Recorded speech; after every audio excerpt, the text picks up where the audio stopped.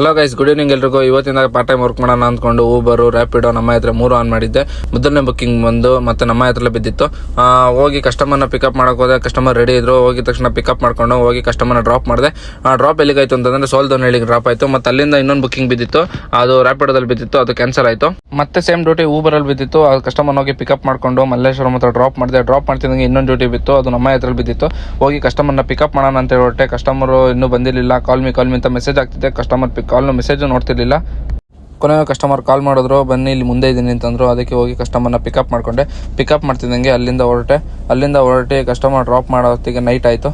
ಅಲ್ಲಿಂದ ಹೋಗಿ ಕಸ್ಟಮರ್ನ ಡ್ರಾಪ್ ಮಾಡ್ತಿದ್ದಂಗೆ ಇನ್ನೊಂದು ಡ್ಯೂಟಿ ಬಿತ್ತು. ಆ ಡ್ಯೂಟಿನ ಪಿಕಪ್ ಮಾಡೋಣ ಅಂತ ಹೊರಟೆ.